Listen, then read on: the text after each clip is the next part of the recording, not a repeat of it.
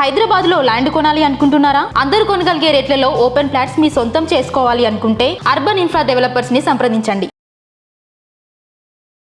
కోట్లల్లో కూడా యాలుమనీ మెయింటెనెన్స్ కోట్లల్లో ఇస్తారా? అది ఎంతవరకు కరెక్ట్ కాదు అన్నది ఈ రోజు మన హైకోర్టు అడ్వకేట్ శ్వేత గారిని అడిగి తెలుసుకుందాం. మేడం నమస్తే. నమస్తే మేడం, కోట్లలో కోట్లు కూడా తీసుకుంటారు కదా యాలుమనీ మెయింటెనెన్స్ కింద, అది ఎంతవరకు కరెక్ట్ అండ్ అలా ఇస్తారా? రీసెంట్ గా సుప్రీం కోర్టులో ఒక ఎన్ఆర్ఐ కేసు కి సంబంధించిన విషయంలో 2020లో ఆయన మొదటి భార్యకి విడాకులు ఇచ్చారు. అప్పుడు ఆవిడకి పర్మనెంట్ యాలుమనీ కింద 500 కోట్లు అవార్డ్ చేశారు. ఓకే, మళ్ళీ పెళ్లి చేసుకున్నారు 2021 జూలైలో. పెళ్లి చేసుకున్న తర్వాత ఆ వైఫ్ కూడా ముందులాగానే నాకు 500 కోట్లు వస్తాయని ఆమె కూడా కోర్టుకు వెళ్ళింది. నాకు ఈ పెళ్ళి రద్దు చేయండి, నాకు పర్మనెంట్ మెయింటెనెన్స్ అనేది ఇవ్వండి, ఫస్ట్ వైఫ్కి ఎలా ఇచ్చారో నాకు కూడా అలానే ఒక 500 కోట్లు ఇచ్చేయండి అని అడిగింది. అమ్మ, అంత ఇనార్డినేట్ అమౌంట్స్ నీకు ఇవ్వడం జరగదు, ఎందుకంటే ఆయన మొదటి భార్యతో చాలా ఏళ్ళు వైవాహిక జీవితం వాళ్ళకు ఉండింది, వాళ్ళకి పిల్లలు ఉన్నారు, ఆవిడ లైఫ్ స్టైల్ వేరు, యు ఆర్ జస్ట్ మ్యారీడ్, మీరు వెంటనే పర్మనెంట్ మెయింటెనెన్స్ కావాలి అని నన్ను అడగడము, అది కూడా అంత ఇనార్డినేట్ అమౌంట్స్ 500 కోట్లు అనేది మీకు ఇవ్వడం జరగదు.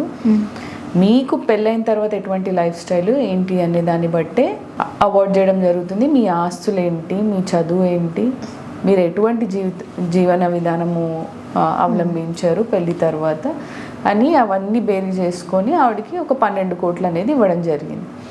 సో ఈ యాలిమనీ మెయింటెనెన్స్ కోట్లల్లో ఇస్తారా అని అంటే, హస్బెండ్ ఎంత సంపాదిస్తున్నాడు, ఈమె ఆస్తులు ఎంత ఉన్నాయి, ఈమె పెళ్లి చేసుకున్న తర్వాత ఎటువంటి లైఫ్ స్టైల్లో బతికింది, ఇవన్నీ కోర్టు చూస్తుంది అనమాట. డెఫినెట్గా ఈవిడ ఏం చదువుకున్నారు, ఈమె మెయింటైన్ చేసుకోగలదా, అసలు ఈమెకి మెయింటెనెన్స్ అవసరమా, ఇవన్నీ. ఓకే, ఇప్పుడు చూసుకున్నట్టయితే మెయింటెనెన్స్ ఉందనుకోండి, ఈమె పర్మనెంట్ మెయింటెనెన్స్ అడిగింది, ఆ 12 కోట్లు ఆవిడకి ఇవ్వాలి అని చెప్పారు, అంటే దట్ ఈస్ యాలిమనీ. ఓకే, అదొక ఫుల్ అండ్ ఫైనల్ సెటిల్మెంట్. ఈవిడ ఇఫ్ ఎట్ ఆల్ అప్పుడు హస్బెండ్ ఏమని అడిగారు అని అంటే, నాకు పెళ్ళయింది, ఫస్ట్ వైఫ్ 500 crores తీసుకెళ్ళిపోయింది, ఈవిడ 12 కోట్లు అడుగుతుంది, నా ఆస్తి కరిగిపోతుంది. ఓకే, తర్వాత అసలు నా ఆస్తులు కరిగిపోయిన తర్వాత నా లైఫ్ స్టైల్ చాలా చేంజ్ అయిపోతుంది, నేను కూడా ఇంత అమౌంట్స్ నేను ఇవ్వలేను అని ఆయన కూడా సుప్రీంకోర్టుకి చెప్పడం జరిగింది. సో అందుకని ఈమెకి 500 crores ఇవ్వకుండా 12 crores ఇవ్వడం జరిగింది. ఎందుకనంటే half of the share already వైఫ్కి వెళ్ళిపోయింది, ఫస్ట్ వైఫ్కి. ఓకే, ఈమె మరి what was the intention behind her, ఆయన పెళ్లి చేసుకోవాలి అని ఈవిడ మరి 500 కోట్లు చూస్తే నాకు కూడా మినిమం 500 crores వస్తుంది అని పెళ్లి చేసుకున్నారా, లేకపోతే నిజంగా వాళ్ళ లైఫ్ కంపాటబిలిటీ లేదా, ఇది మనకు తెలీదు. బట్ ఇనార్డినేట్ అమౌంట్స్ అడగడానికి వీల్లేదు, 6 lakhs మెయింటెనెన్స్ ఎవ్రీ మంత్ అని.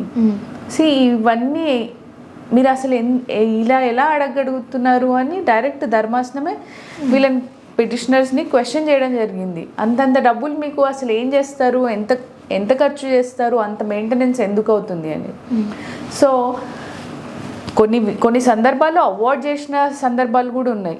పర్మనెంట్ యాలిమనీ కింద ఫుల్ అండ్ ఫైనల్ సెటిల్మెంట్ కింద కొన్ని 100 కోట్లు 1000 కోట్లు సెటిల్ అయినవి కూడా ఉన్నాయి.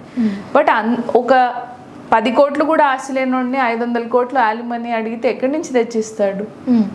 సో ఆయన స్టేటస్ని బట్టి, ఈ వీళ్ళ స్టేటస్ని బట్టి అసలు ప్రాపర్గా మనం అడుగుతున్నామా, లేదంటే వాడెవడో పులిని చూసి నక్కవాత పెట్టుకున్నట్టు ఆయనకు 100 కోట్లు ఉన్నాయని 10 కోట్లు ఇవ్వగలడేమో, 1,00,000 రూపాయలు ఉన్నోడు 1 కోటి రూపాయలు ఇవ్వాలంటే ఎక్కడి నుంచి తెచ్చిస్తాడు? సో ఇవన్నీ అర్థం చేసుకొని అడగాలి, అంతేగాని మనం అడిగినంత ఇచ్చేస్తారు అనేది ఏం లేదు. అసలు మెయింటెనెన్స్ కేసుకి కోట్లు అడగడం అది న్యాయమేనమ్మా? Alimony is different and maintenance different. Alimony అని అంటే ఇంకా మెయింటెనెన్స్ ఇవ్వాల్సిన అవసరం లేదు, ప్రతి నెల ఒకటేసారి ఫైనల్ సెటిల్మెంట్ చేస్తారు. అది ఒక్కోసారి కొన్ని కోట్లలో ఉండొచ్చు. ఇప్పుడు అతుల్ సుభాష్ కేసు తీసుకుందాం, మొన్న చనిపోయిన అబ్బాయి సూసైడ్ చేసుకున్నారు కదా, అతని జీతము సమ్ 1.4 lakh to 2 lakhs మధ్యలో ఉంది. వైఫ్ ఆయన 3 కోట్లు అడిగింది యాలిమనీ, ఆయన పే చేయలేకపోయారు. అసలు దీంట్లో నుంచి ఎలా బయటికి రావాలి అని సతమతం అయిపోయి ఆయన సూసైడ్ చేసుకున్నారు. ఓకే, మెయింటెనెన్స్ ఎలా అంటే, ఇప్పుడు పిల్లలు ఉన్నారు అనుకోండి, పిల్లలకు definitely father should maintain them. Okay, ఆ పిల్లలకి చదువులకి ఓకే, వాళ్ళ హెల్త్, వాళ్ళకి ఎవ్రీడే వాళ్ళ సర్వైవల్, ఫుడ్, క్లోతింగ్, వీటన్నిటికీ ఫాదర్ పే చేయాల్సి ఉంటుంది.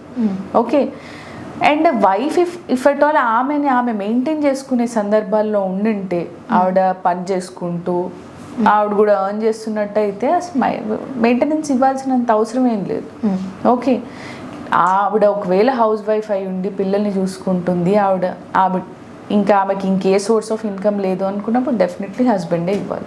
అయితే నాకు చిన్న సందేహము, ఇప్పుడు సినీ ఇండస్ట్రీ వాళ్ళు ఉంటారు, వాళ్ళు మ్యారేజ్ చేసుకొని విడిపోయేసరికి హీరోయిన్ బాగానే సంపాదిస్తాడు, హీరో కూడా కోట్లలో, ఇద్దరు కోట్లలోనే సంపాదిస్తారు. అయినా సరే వాళ్ళ డివోర్స్లో మళ్ళీ కోట్లు డిమాండ్ చేస్తారు కదా.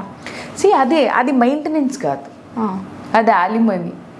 అంటే పెళ్లి చేసుకున్నాను నేను, I led some decent life with you, కానీ నేను నిన్ను పెళ్లి చేసుకున్న తర్వాత చాలా ఆపర్చునిటీస్ పోగొట్టుకున్నాను. సో ఇవన్నీ ప్రూవ్ చేస్తారు వాళ్ళు. ఈ ఆపర్చునిటీ లాస్ అయి ఉండొచ్చు, వాళ్ళ కెరీర్ లాస్ అయి ఉండొచ్చు ఈ క్రమంలో, దానికోసం వాళ్ళు యాలిమనీ డిమాండ్ చేస్తారు. చాలా చక్కగా చెప్పారు మ్యామ్. Thank you.